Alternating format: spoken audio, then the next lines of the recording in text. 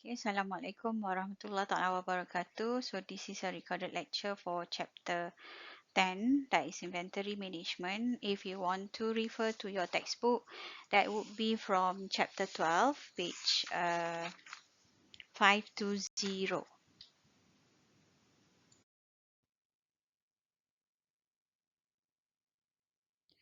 So the content for this chapter actually comprise of 4 subtopic. So we should cover the case given, the importance of inventory, managing inventory, and the inventory models, the computation under the independent demands for the inventory model, that is included the EOQ, that is the economic order quantity, the POQ, that is a production economic order quantity, and also the last computation is related to the quantity discount model. Okay.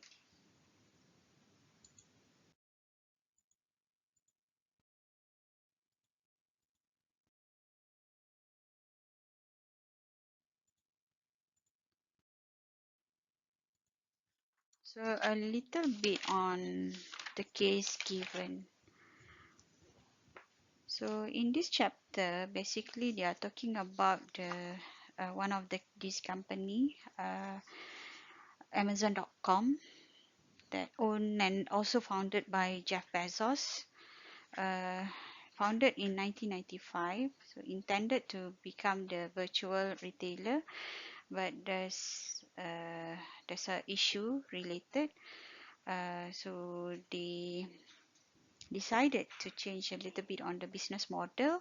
Instead of focusing on no inventory, no warehouse, or no overhead, so they are actually creating a warehouse to overcome or to mitigate these issues. Okay, so they house a very efficient. They manage this Amazon.com manage a very efficient warehouse, and also um, have a very good in terms of inventory management. In overall, they are managing these 500 million items inside their warehouse, and then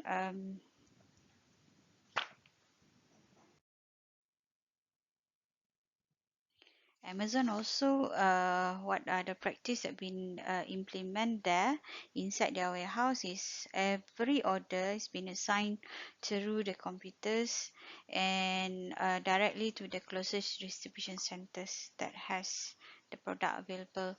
So they have this person in charge. They call it as a flow master. So in each distribution center, they will assign those work to the crews, and there will be a light that indicates where to pick those product, and then the light will be reset after the workers already picked the product, and item will be placed on the crates on the conveyor. They will scan the barcode. Each item will be scanned almost 15 times to virtually eliminate the errors. So they are using all those technology to help them to maintain the operation to become error proof. Okay, and the crate arrive at the central point where items are boxed and labeled with the new barcodes. The gift will be wrapped and done by hand at 30 package per hour. Okay, so using all this technology, especially in handling those package, it's obviously helpful lah to for all the manpower. So the complete box are packed, taped, weighed, and labeled before leave the warehouse in a truck. And normally, this Amazon.com able to send those package and arrive at the customer within 1 to 2 days. So they managed to maintain their competitive advantage basically through having the most efficient inventory management. So what are the purpose of having this inventory management? What are the reason why we should learn about inventory management? In overall, the if we compare between the cost of inventory, so it is actually 50% of those costs are associated with inventory. So that's among the justification why we should um, learn more and also know how to manage well in terms of inventory. So the one that highlighted in red colors is actually the main objective why we need to learn about this inventory management. So among those main purpose is actually to strike a balance between the investment, the money that we already spent, and also to have the highest satisfaction in terms of the customer service. We want to make our customer happy. At the same time, we want to make sure that our investment is worth it, right? So that is the objective. So just now I mentioned about the percentage of our expenses, especially on the capital that been invested. Most of the company they are spending more on uh, managing those inventory. So one of the most expensive asset of many company representing as much as 50%. So it's very crucial to be managed well since it represented 50% of our investment of the firm investment, and operation manager also need to know how to balance the inventory. At the same time, we want to make sure that we make the customer happy. Okay, so this is among the function of inventory. Okay, so our textbook highlighted four of them: to provide a selection of goods for anticipated demand, to separate the firms from fluctuation in terms of the demand. So normally this happen in the retail establishment where we want to reduce the risk of being fluctuated in terms of the demand. So we want to be prepared. If there's a fluctuation, there's an increase in the demand, then we will be ready. So there's no cases of shortage or maybe out of stock. Okay, so we want to provide the choices for the customers. At the same time, we do not want to dissatisfy the customers. And number two, to decouple or separate various parts of the production process. This buffer or extra inventory is to cater fluctuation in terms of the supply. If there's a abnormalities or might be damaged item that needed to be replaced, so we want that inventory or that stock to become our safety stock. And number three, to take advantage of the quantity discount. Okay, if let's say you buy in a large quantity, and obviously you will get at a certain limits or a certain quantity, you will get a discounted price. So to get those benefits, some firms they decided to buy in a larger quantity so that they can reduce the cost of goods or the cost of delivery. And the last function of inventory is to hedge against the inflation. Basically, if let's say the commodities are exposed to fluctuation in terms of the price, might be the price is not stable, might be at the increment later, so you want um, to avoid from exposed to that kind of risk, so you are buying or in larger quantity and make it make a stock. Okay, all right. So we have four types of inventory in general. To accommodate a function of inventory, we have four types of inventory. Number one is raw material inventory. Number two is work in process inventory. Number three, maintenance, repair, and operating supply (MRO) inventory. And number four, finished good inventory. So the material or raw material inventory is whatever the procurement managers are buying those but not yet processed, the material, the ingredients that can be used for the operation but not yet been processed, not really go through the production process. So the purpose can be for the safety stock, for decouple with as a safety stock, or the decouple with the existing supplies, to eliminate might be supplier variability in the quality, quantity, and the delivery time, so that you're not exposed to the risk where might be the supplier cannot provide the material as needed. Then you have the stock, you have the safety stock. That is the main reason why we keep the raw materials inventory. And we also have different kind of types of inventory. We call it as a work in process inventory. So this is a component of the raw material that already undergone some changes but not yet complete. Okay, so the WFP exists because of the product to be made. They call it as a flow time. To reduce the flow time, reduce the inventory. Okay, so this is a function of cycle time of a product. So not a complete product that cannot be sold yet. So it need to be stored. Okay, so that is the work in process inventory. Okay, and then we have maintenance, repair, and operating, MRO. It is actually MRO inventory is actually devoted to the keeping up the stock or inventory that related to the supplies that is necessary to for the machineries and process to make them productive, to make sure the machines work well. This is all the parts or supplies or component that needed to be stored. Okay, so that is the MRO kind of inventory.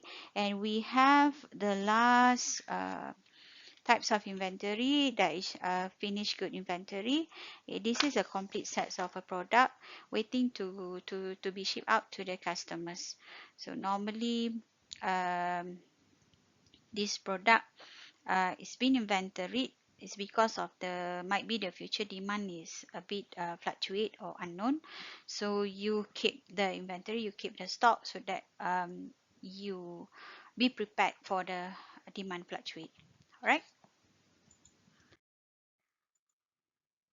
So this is the material flow for basically materials flow cycle lah, to explain uh, in each of the process where the inventory is actually located.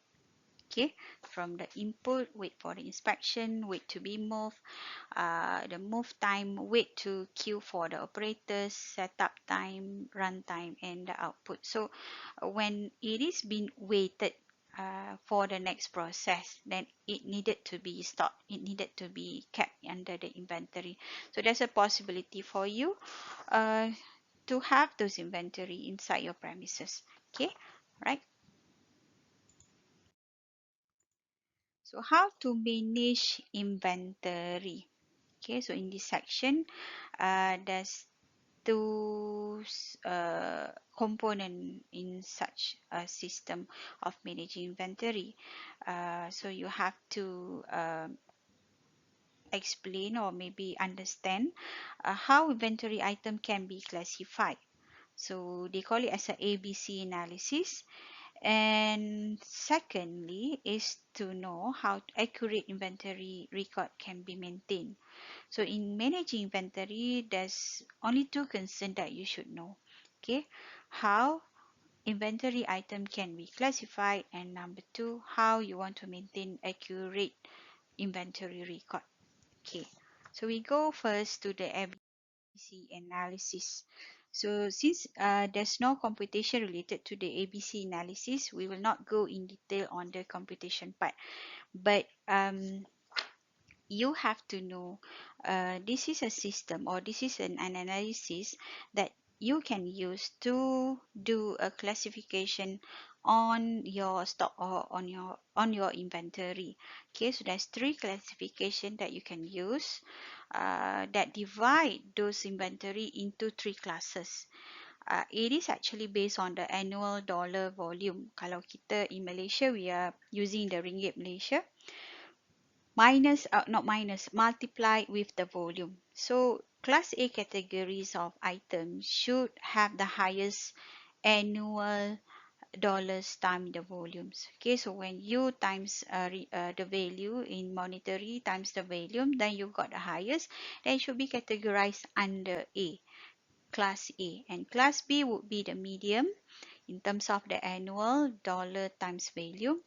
Class C, low annual dollars times volume. So it can be used, this ABC analysis can be used to establish a policy that you should focus more on the critical parts, not the many trivial ones. So should be focusing on class A categories. Okay. So this is a sample of the calculation how to get those on annual volume times the cost, and also you got the annual dollar volumes, and then you categorizing based on their values on the annual dollar volume, whether it is a class A categories, whether it is a class B categories, or the class C categories. All right.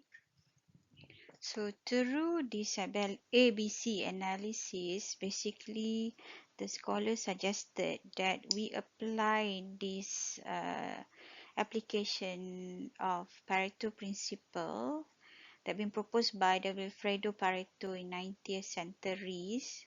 He is the one of the Italian economists. Stated that through this ABC analysis, we should focus on the critical few and the trivial many. So the idea of this ABC analysis to establish the inventory policy that focus resources, time to few critical inventory parts, not the many trivial ones. So trivial means the cheap kind of inventory. So we should focus on few critical and expensive inventory. So we should not wasting time on monitoring the inexpensive item with the same intensity with the very expensive item. So might be if we want to look into different kind of perspective.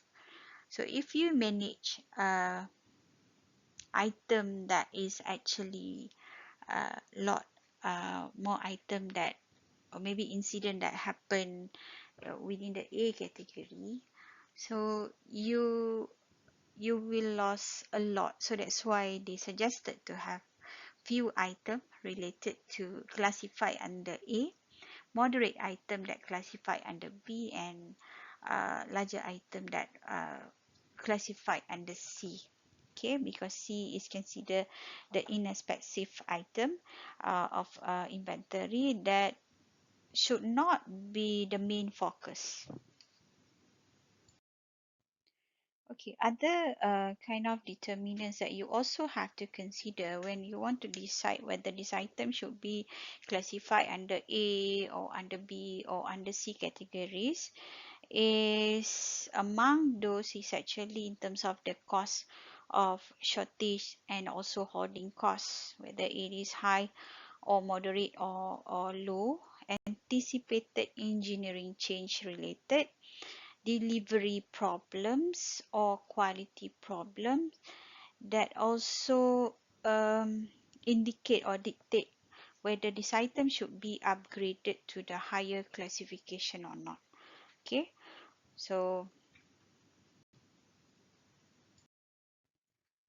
benefits that we as a firms can get or can gain from dividing inventory item into ABC classes is basically it can through this analysis it can allow policies, different kind of policies that been implemented to different kind of categories, and we have different kind of control.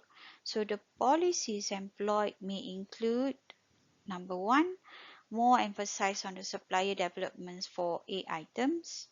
Okay, so number two, tighter physical inventory control for A items. And number three, more care in forecasting A items. Okay, so basically we are focusing and also spending our resources a lot on focusing or monitoring those A categories of item. Okay.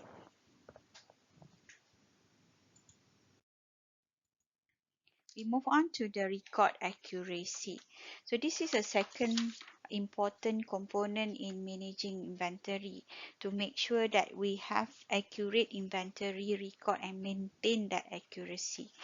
So how critical, it's very critical in terms of having the accurate records of this inventory.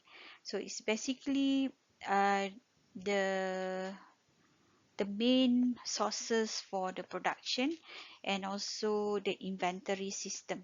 Okay, so you can have this what we call as a periodic system, where you have a regular check for the inventory, or might be this accuracy can be maintained through a perpetual inventory tracking, receipt and subtraction on a continuing basis. So this is actually can be done uh, through application of the technology. For example, like when you receive the product or the material, it need to be scanned with the barcode scanner. So you already implemented the barcodes. So when you are doing those scanning process, so basically you are automatically included or maybe adding up into your system. Okay, and then when the materials are out from the shelf, you again barcode scanning those materials, and then it will be automatically subtracted from the stock or the list of inventory system. So it can be done in fully automated, or might be it can be done in the form of semi-automated. So the previous one, the periodic system, is actually one of the system that can be implemented if you own a small store, store managers that have kita panggil apa, a limited amount of the inventory. So you can have this system, we call it as a two bin system. So you set up a two containers, each with adequate inventory to cover demand. So you place an order when the first container is empty. It's quite manual. Okay, it's quite manual. So it's suited with the nature of business that is small in nature, and there might be the owners are the one that controlling the inventory. Okay, so if let's say your business or your firm is quite big, then might be you can have those perpetual or continuously inventory tracking system, where it's been assisted by the technology. For example, like all those barcode scanning technology, and also other kind of digitalization technology, they can help you tracking down in terms of inventory, a new inventory, and also the out of shelf subtraction.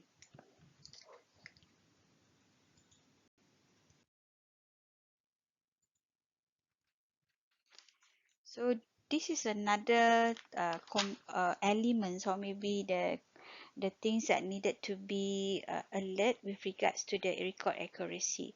So incoming and outgoing record keeping must be accurate. So just now I mentioned some of the firms, they are using those technology. So they're using those technology to keep them the records accurate. So another things that needed to be concerned on is all the inventory, the warehouse needed to have very secure or good security. So stock rooms of the warehouse need to be secure. So you need to, as a firm, as the officer that in charge of this, needed to consider the standard operating procedure in terms of the accessibility to the stock room. Okay, so it is necessary for you to have enough security, and also to have a good housekeeping, and to have a enough space or enough storage area to hold that particular amount of inventory. Okay, so it needed to have a very neat, and also enough facilities, and enough in terms of the security. Among the reason why the stock room or the warehouse space needed to be uh, upper level, needed to have been managed well, is because of all the decision related to ordering, scheduling, and shipping is associated with the inventories that we have on hand.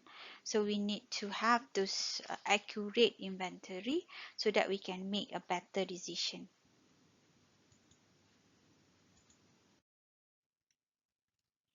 So we go to the cycle counting.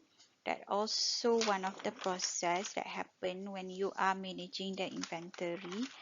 Uh, Cycle counting is basically referring to the process where the items are physically counted and recorded to be updated on a periodic basis. So it's often used with the ABC analysis, or we call it as a audits. Okay, so this audit kind of process we call it as a cycle counting. Um, some firms they are doing the cycle counting annually, and it actually depends on the firm's decision whether you want to make it as annual ataupun you want to make it less apa more frequent, like in once in the quarter, or might be perhaps once every 6 months. So basically it can be aligned with the ABC analysis. So ABC analysis suggested that different kind of policies or different kind of cycle counting procedure needed to be implemented for different classes. For example, like A item, you can do the cycle counting frequently. Okay, for B item, you can have less frequent, for example, like once in the quarter, or maybe the C item perhaps can be done every 6 months. Okay, so you have several advantages. Okay, when you have this frequent cycle counting, it can eliminate shutdown and interruption because you know exactly the enhance in terms of inventory, and eliminates annual inventory adjustment, so you're not being surprised with all the missing places of the materials, and you can train your manpower to have audit inventory with high in terms of accuracy. And number four, allow causes of errors to be identified and corrected earlier. Okay, especially for those items that is considered expensive. And number five, maintain accurate inventory record, because when you do the cycle counting, normally if you are the one that in charge for the warehouse, you will be working with the finance, because stocks also consider something that is associated with the our asset, our firm's asset. So basically it needed to be accurate, right? This is a cycle counting example for the item classes A, B, and C.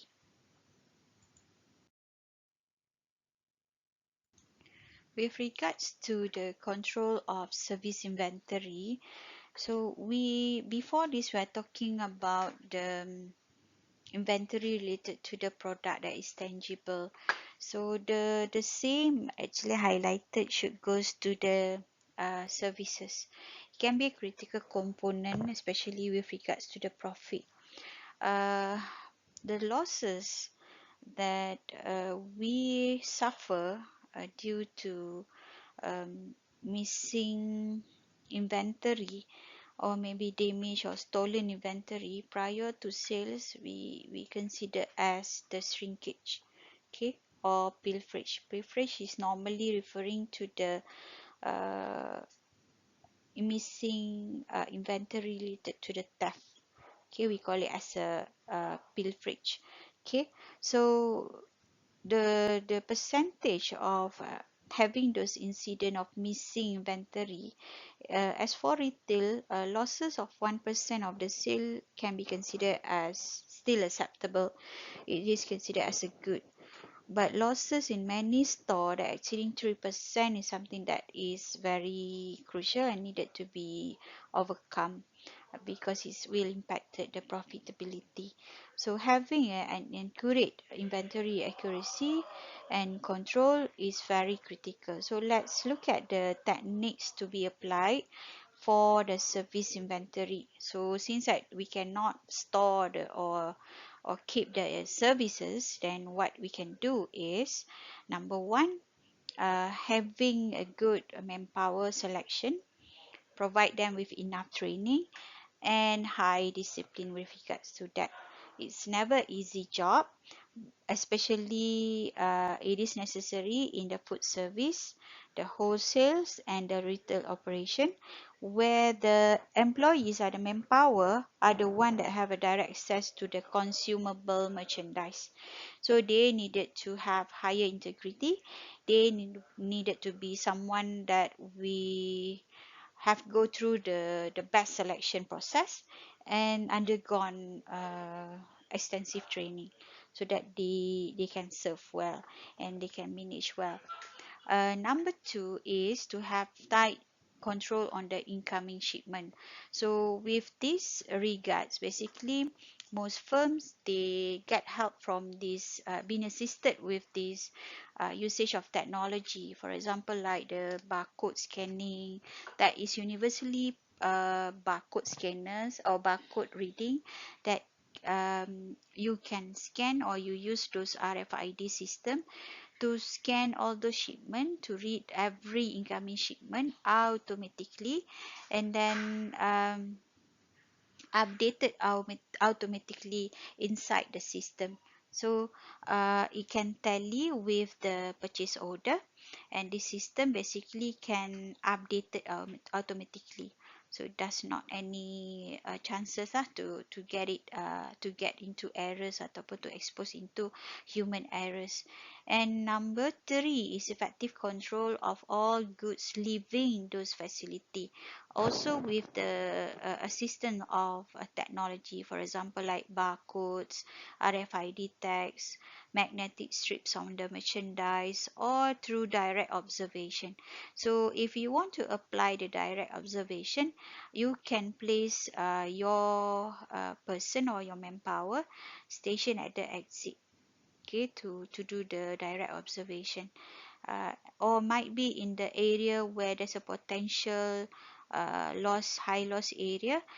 So you can put some personnel there, or might be the video surveillance CCTV there to monitor, directly monitor in terms of the goods that leaving those facility. Okay, that's how you can do in terms of controlling service inventory. So for the inventory model, we have two types of inventory model. We have independent demand and we have dependent demand. So we now in not in detail for the dependent demand, but we go in detail for the independent demand. So some explanation for those independent demand is the demand for item is independent for the demand for any other items in the inventory. That is the difference between independent versus dependent demand. Okay, example is basically if let's say independent, so the demand for electrical appliances, for example, the toaster is different with the demand for the refrigerator. Okay, so it is independent, it's not been depending on each other. But dependent demand is a demand for the item is dependent upon the demand for some other items in the inventory. For example, like the demand for the component inside the refrigerator, for example, like a semiconductor. Is there any semiconductor inside a refrigerator?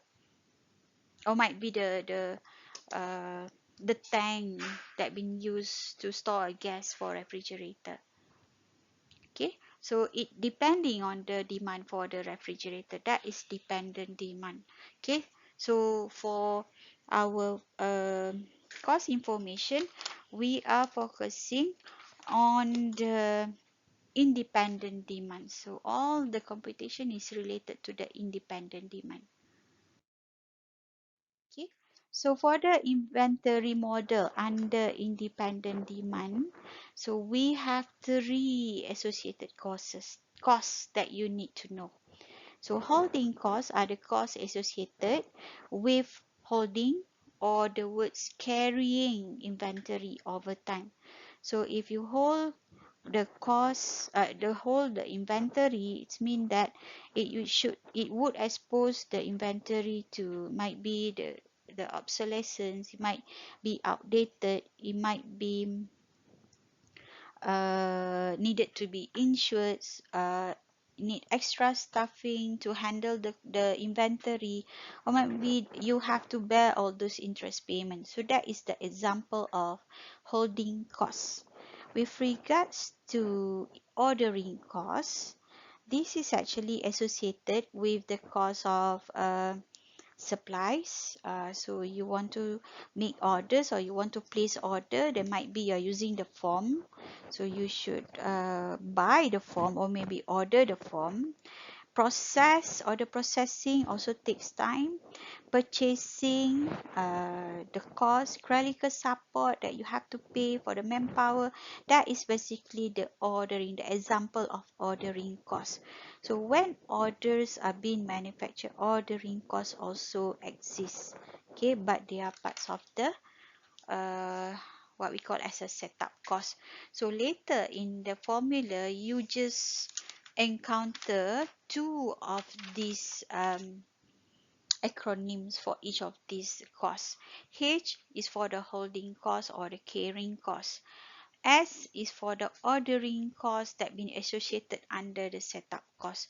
So what is actually the setup cost? This is referring to the cost of you preparing the machine or prepare to process the manufacturing process, processing an order. Okay, so it might actually related to the setup time. So lagi banyak you set up, lagi banyak lah setup cost. Okay, so basically in the formula later, you only encounter two types of acronyms that representing two types of costs. Holding, the H would be presented holding or carrying costs. S would be presented ordering and also setup costs. Okay, so this is table 12.1 that giving you some of the example of the holding costs in different kind of industry. So for the housing costs, this is among the holding costs. For the material handling, this is among the holding costs, labor costs, investment costs, pilferage, space and obsolescence, and in terms of the percentage. So it's depending on the business, it's depending on the location and also the interest rate. So greater than 50%, some high tech or fashion might be the holding cost is greater than 40%. In overall, we have three independent demands model that we need to go through. So we have number one, basic economic order quantity model, that is EOQ. We have number two, production order quantity model, that is the second model. And the third model, that is quantity discounted model. So normally kalau in terms of the acronyms, we call it as a basic EOQ, POQM, and a quantity discounted model. Alright.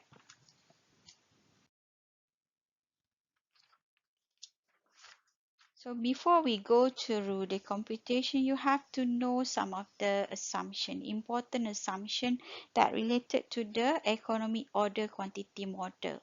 It is commonly used for inventory control techniques. So they have, the scholars have decided several assumptions related to this basic EOQ. Number one, the demand is constant, known and independent. Number two, the lead time is known and constant. So you know the time between placement and the receipt for order.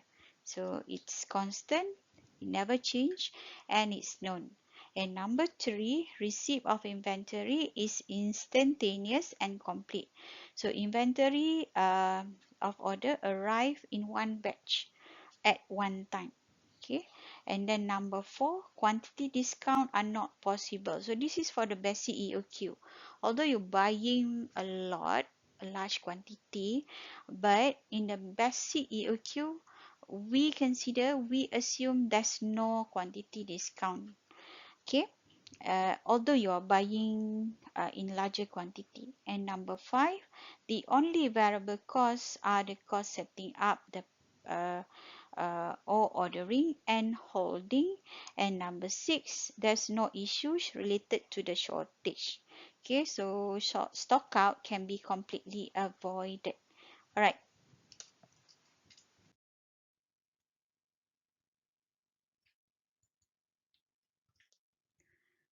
Okay, so figure 12.3 is actually showing you the inventory usage over time. So you actually showing this we are showing you the graph of inventory usage over time. It has this design of sawtooth shape, right? So when the order is been received, so basically the Q is the order quantity, so it should be at the highest level. So the line that decrease is representing the usage rate. So when you already reach those usage, then um, the order will be depleted. The inventory will be depleted, and then when the order immediately been received, then inventory will jump into the newest quantity. So in general, the inventory level increase from 0 to the Q units when the order is arrived. Okay, so because of the demand is constant over time, the inventory drop at a uniform rates over time. Okay, so it's based on the usage rate. To the slope line, each time the inventory is been received, the inventory level again jump to the Q unit. It been represented with the vertical line lah. Okay, this line. This is the line that jump up from 0 up to, for example, like 500, and then depleted again based on the usage rate. And then once you receive the orders, then it will jump up to the Q units. Okay, again and again. This is the saw tooth shapes of this inventory usage over time.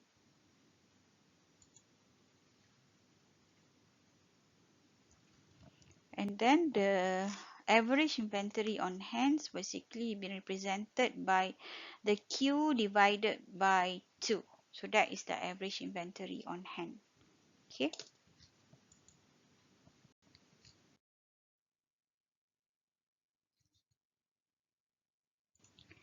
All right, to help you students to understand well about the purpose of computing the cost of inventory. So the purpose or the main objective of computing all those cost of inventory is to have minimum in terms of the total cost. So we want to minimize the total cost related to inventory with the assumption that the total cost that are related to the inventory only two. The significant cost that related to the inventory that been highlighted is only the setup or ordering cost, or the holding or the carrying cost. Sometimes they call it as a carrying cost, sometimes they call it as a holding cost. For the S, sometimes they call it as a setup, and also they sometimes call it as a ordering cost. So all the other costs would be constant, and with minimizing the sum of the setup and holding costs, we are actually minimizing the total cost. Okay, so you should find the order quantity or the Q star, we call it as optimal order size, that would minimize this total cost, the red curve here. Okay, so basically this total cost with the Q star, the optimal order size, you can enjoy the lowest total cost. Okay, so as the quantity ordered increase, the total numbers of order placed per year will decrease, and thus as the quantity order the increase, then the annual setup or ordering cost will decrease. That is being represented with the figure A and also figure B. So this is actually figure C. C representing uh, the Q star, where it is the indicator that this, if you order at this quantity, then you will enjoy the minimum total cost. Okay, the lowest for holding and also the lowest for the setup cost. So you need to combine setup and holding, uh, lead to the lowest total cost by ordering at the optimal order quantity or the Q star.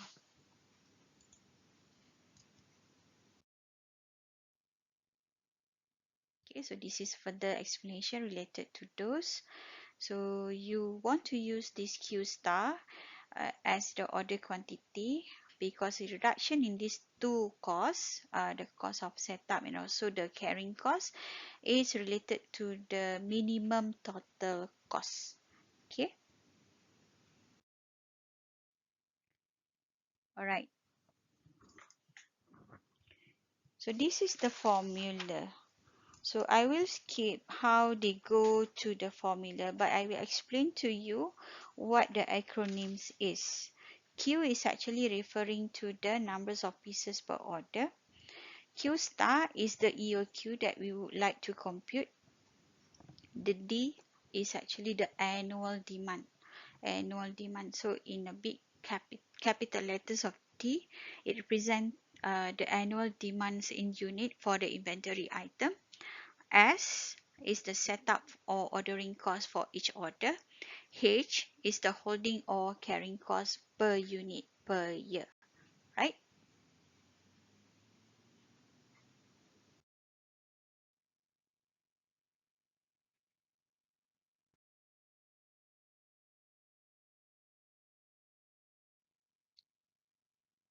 All right. So the formula that I want you to take note is basically this formula.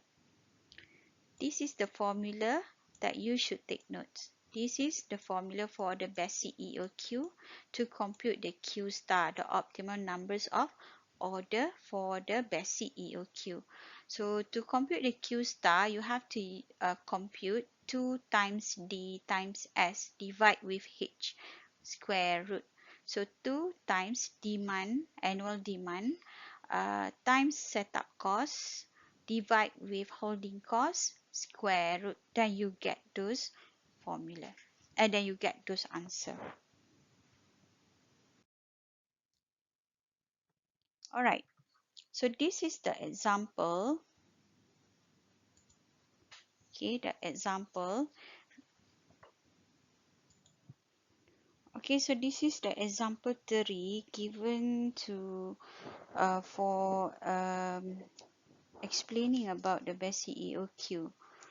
Uh, Let me read the narrative first. Sharp Incorporation, a company that market painless hypodermic needles to the hospital, would like to reduce its inventory cost by determining the optimal numbers of hypodermic needles to obtain per order. So the information given is the annual demand 1000 unit. The setup and ordering cost is 10. This is the annual demand. Okay, this is the setup cost, that is $10 per order, and the holding cost per year is 50 cents. Okay, so remember what is the formula for the basic EOQ. So to compute the optimum numbers of quantity, so you have to use this formula. Okay, 2ds divide with h square root. So you have to include all the information given in the narrative just now. Okay, so 2 times the annual demand 1000, this is 1000, multiply with the setup cost, that is $10, divide with the 50 cent, that is holding cost, this is the holding cost, and don't forget to square root. So 40,000 square root, then you get this. This is the Q star. The optimum numbers for the Sharp Incorporation company to place the order is actually 200 units of the needles. Okay.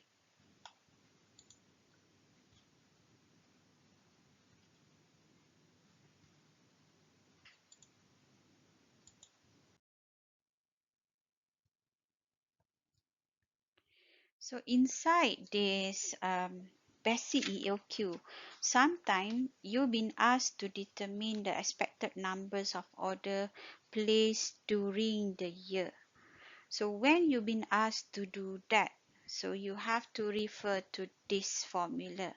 So you have been given the information, for example, like demand and the order quantity just now that you have computed. So this is the formula to compute the expected numbers of order, berapa order that you have to do in a year. So this is the formula. Okay, right? So D over multiply divided with the Q star. Just now we have computed that the Sharp Incorporation have to place the Q star, the optimal order numbers of 200.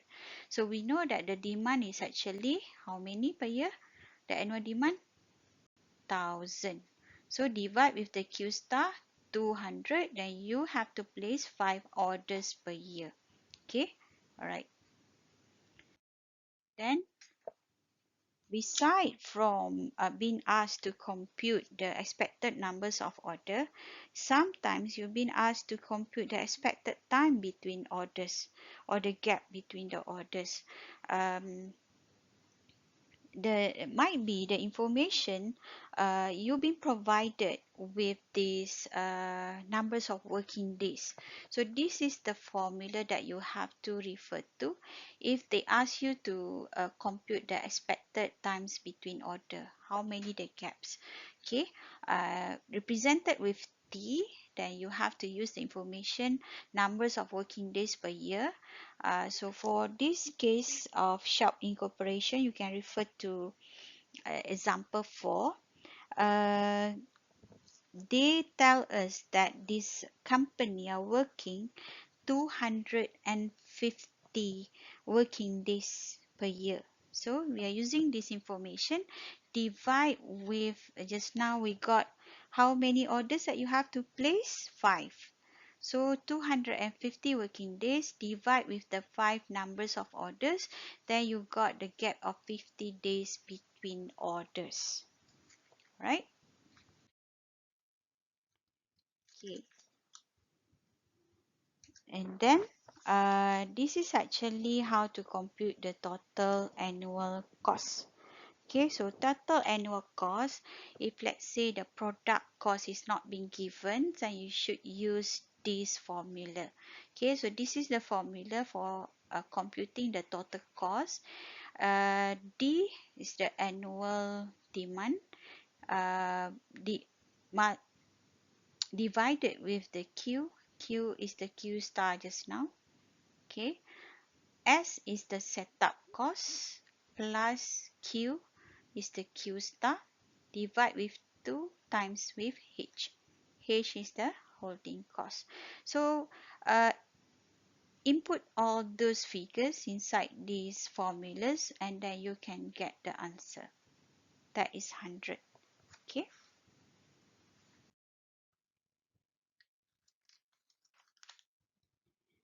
If let's say in the narrative they include the actual cost of the material, so you should use this formula. So the total annual cost is setup cost, the same formula, D over Q times with S plus holding cost Q over 2 times with H, and the product cost, price of the materials times with the demand, the annual demand just now.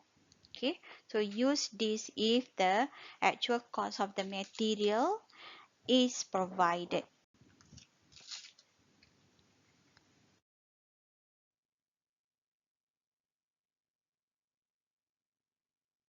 Okay, so this is the example 6. Example 6, that is actually to also represent the example of the computation of EOQ. Okay, so management in the sharp incorporation example underestimate the total annual demand by 50%. So the demand is actually 1,500 needles rather than 1,000 needles. Okay, so while using the same Q, how will the annual inventory cost impacted? Okay, so they want us to compute what are the impact uh, on using different EOQ.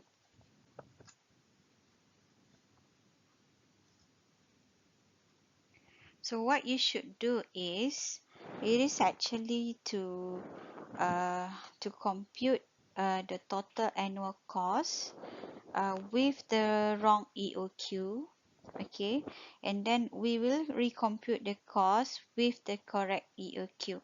So you will see the difference in terms of the total cost. So with the wrong EOQ, the cost of ordering increased to 125. Okay, so basically not only the cost of ordering, but the cost the sum of the cost of ordering and also holding increased to 125. This is the cost. Okay, so it's not the same, right?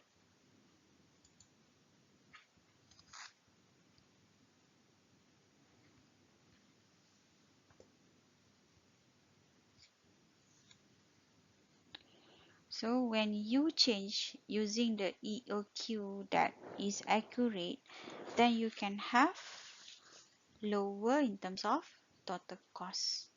Okay,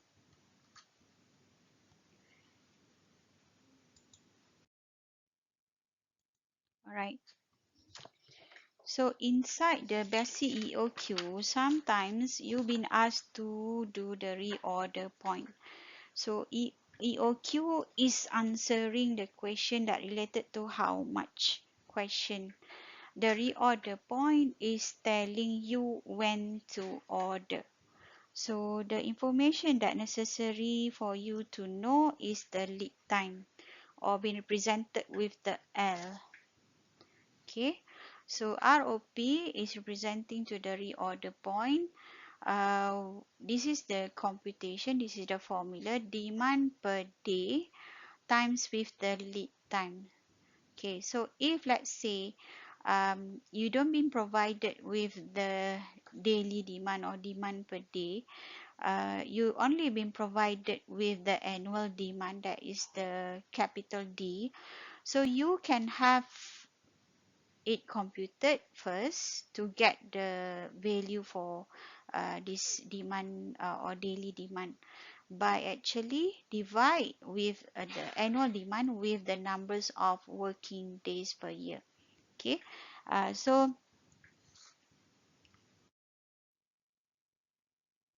let's look at the diagram. Okay, so this diagram showing you where is it the reorder point should be located. Okay, where when you should place the order. Okay, and this is the lead time, and this is the point where you should place the order.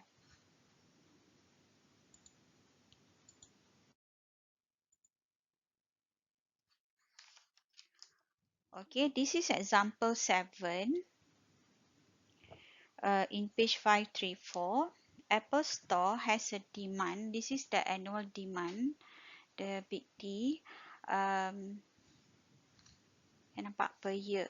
So Apple Store has a demand for 8,000 iPhone per year, and the firms operate 250 working days per year, and the lead time is 3 working days. May takes 4. Okay, so the store want to compute or calculate the reorder point without a safety stock and with to compare with 1 day safety stock. Okay, so first you have to get what are the daily demand, since we've been provided with the figures that representing the annual demand. Okay, 8,000, this is the annual demand. Okay, this is the annual demand divided with 350, the working days per year. So you get 32 is the daily demand. So the reorder point, if let's say it is for the uh, 3 days without a safety stock, then 32 times 3 days, then you have to reorder at 96 unit. Or might be, if you want to add a 1 day safety stock, then you have to times the 32 with 4 days of safety stock, then you get to the reorder point at 128 units. Okay, that's it for the all the formulas and also all the thing necessary that you have to know for the basic EOQ. And now we go to the production order quantity model, or POQM. Okay, so POQM is basically, we assume that the entire inventory order was received over a period of time. Okay, so this model is applicable in two situations. When inventory continuously flow or build up over a period of time after an order has been placed. So normally these conditions are referring to the automation.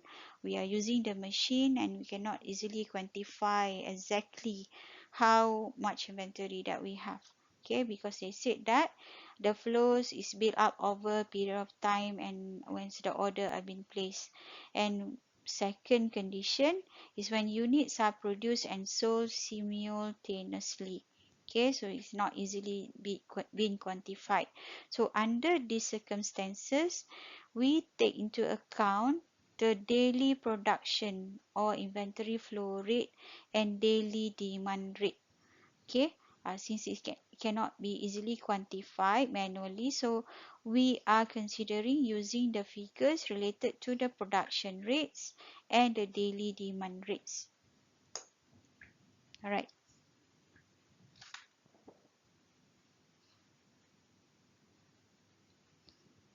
Okay, so this is inventory that build up over a period of time, and this is actually referring to the inventory cycles that build up over time, not easy to quantify, and also depleted using the rates of production.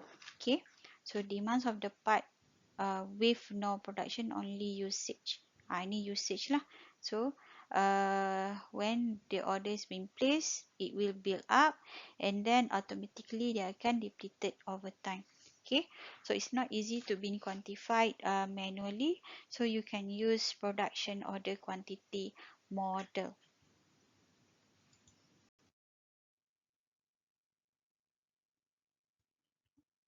All right, this is actually how they get those formula for the order POQM, for the optimal order quantity related to the POQM. Okay, so I'm not going into the details how they get the formula, but I will focus on the acronyms that they use for this POQM. So the Q is actually numbers of pieces per order, H is holding cost, T is referring to the length of production running time, and P and D is referring to the daily production rate and daily demand rate. Okay.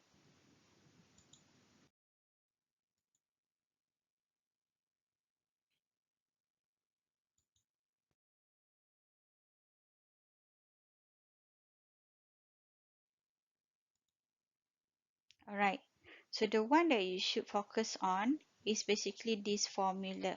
How to get the Q star for P. Normally, to differentiate between the basic EOQ with the POQM, we put up P here beside the Q star. Okay, so the difference should be in the below section.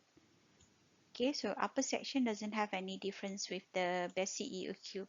So the below section, so you are using the formula, the same formula as the basic EOQ, 2 times annual demand D times the setup cost, divide with H.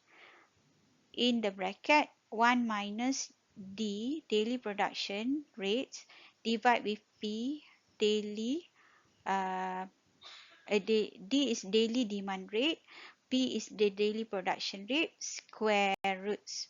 Okay, so the below section is quite different from the basic EOQ. That are the one that you have to take note. Alright.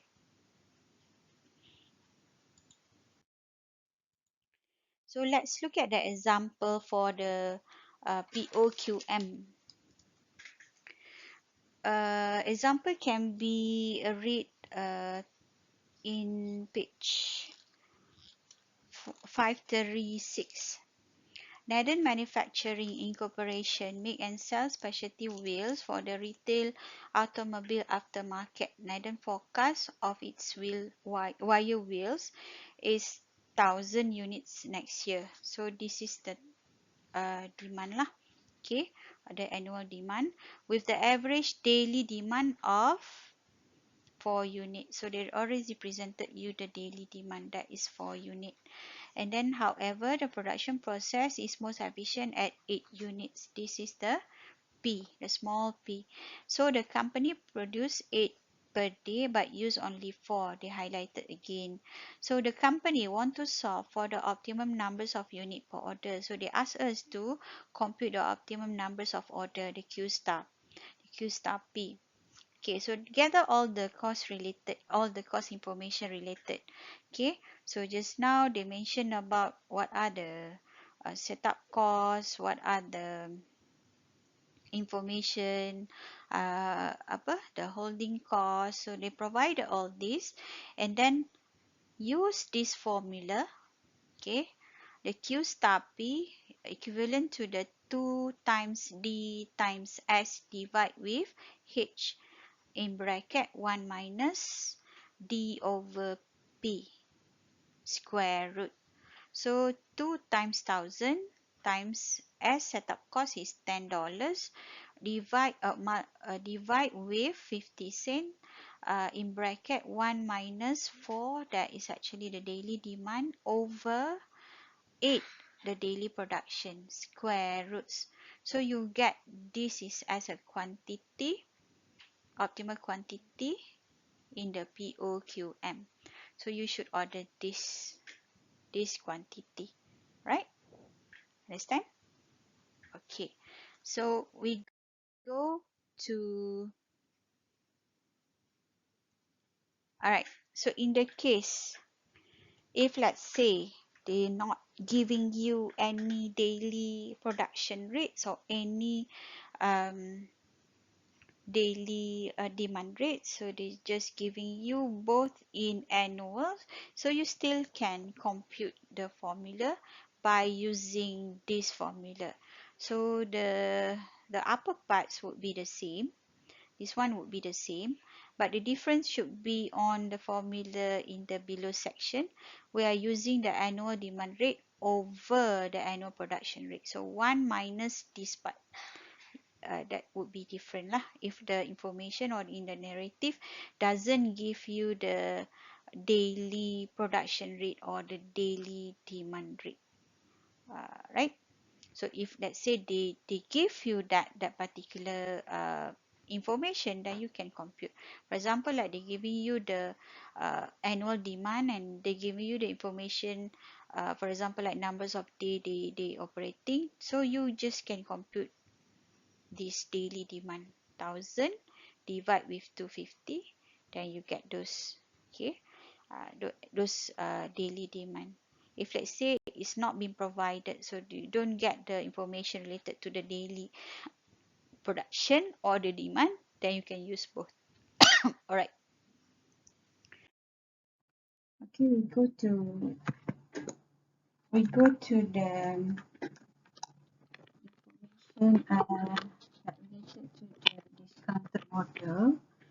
So quantity discount model is basically a computation for us to decide whether or not it is worth it to have the lowest product cost with holding a lot of holding costs, with holding a lot of inventory. Okay, so we have to consider the trade-off that we have to bear if we want to enjoy the lowest price or discounted price, because we need to buy more. Normally when we buy larger quantity, then it's allow us to enjoy the lower price. Okay, so discounted price can be exist in any kind of situation. So it's up to everywhere. You can go to grocery, seeing all this in nearly every shelf. So basically, it's kind of interesting to grab those opportunity to reduce our product cost. But at the same time, you have to consider, is it worth it to increase our holding costs to enjoy the reduction in the product cost or the price.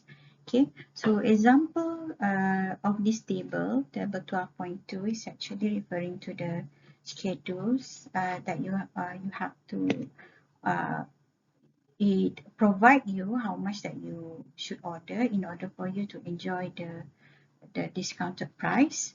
So example given is actually you need to place order 1000 minimum 1500 and over for you to enjoy $96. If you place order between 120 up to 1499, then you can enjoy discounted price at $98. So if your orders on the up to 119, then you can have a normal price. That's no discounted price. Okay, so what you should do is basically you have to take note the difference in terms of the formula. So here, because at the end of this computation, you have to compare in terms of the total cost. So you notice that there's a difference between the formula for the EOQ and POQM formula for the total cost. So they replace the H with IP. So I would be the percentage, the holding cost unit that present in expressed in the terms of percent, and P would be the price per unit. So instead of looking at the H value, so you will not find the H value inside this quantity discount model, you will find this I times with P. So I is the percentage, P is the price. Okay, so that's how you should compute the total annual cost that comprise of setup cost, holding cost, and product cost. Okay, so this is product cost lah. Price, the price, this is the price, times with the demand. Okay, so this is all the explanation related to all the acronyms that been used inside the formula. Okay, for the Q star formula that related to quantity discounted price, the difference would be in the below section or the below part. Okay, so where the formula is being replaced H with IP. Okay, just like in the equation for the total cost, H would be referring to the percentage of holding cost multiply with the price per unit. Okay, all right. Then we go next.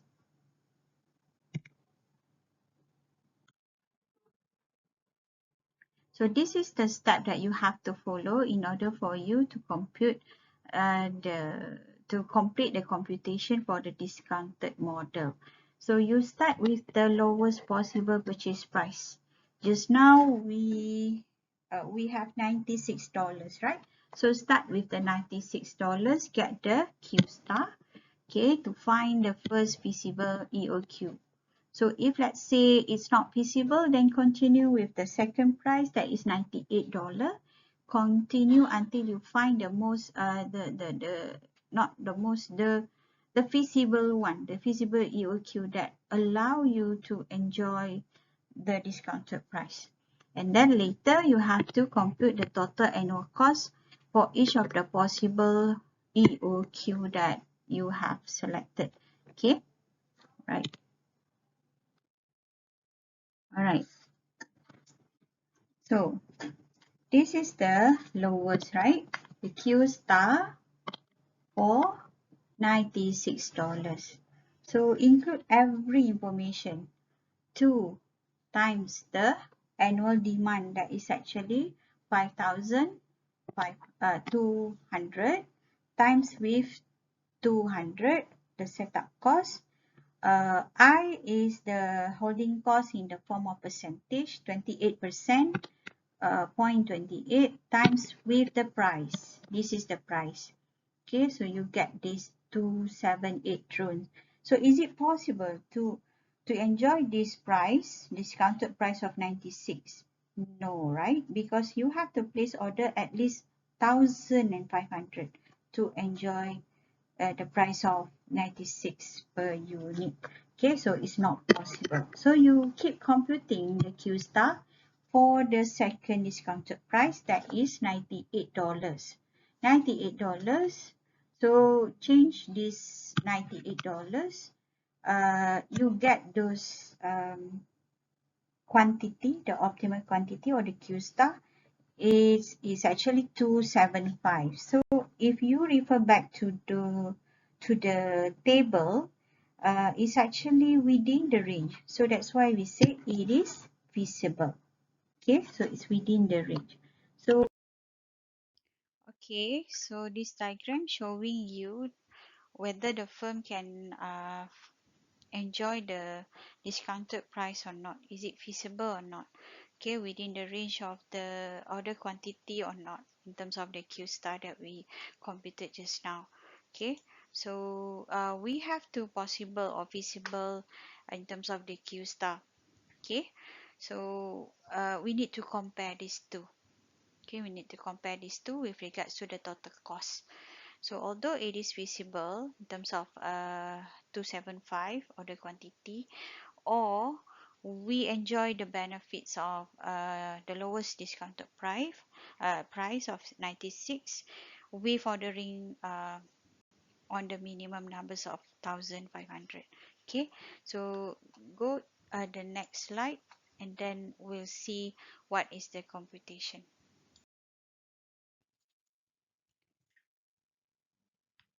All right, so although the answer is being provided in the table, but you have to uh, remember what are the formula to compute the total cost under the discounted price. So this is the total cost formula, Q over 2IP plus PD. So this column is actually this formula. This column is actually referring to this formula, and our product cost is referring to this formula. Okay, so you have to compare between the Q star that you got and also the minimum numbers to enjoy discounted price of 96. Okay, so compare the total cost, then you get this 517,155 for the optimal order quantity if you order 275. But if you order 1,500, is quite large quantity, but you enjoy the discounted price of $96, then the total cost would be 520. So which one is lowest? This one, right? So go for the lowest. Go for the lowest. Right. So buy 275 thrown at 85 98 per unit. So instead of holding a lot of carrying costs, or holding costs, to enjoy discounted price at $96, because the total cost would be slightly higher, right? So I think that's all. Thank you and assalamualaikum. Hold on.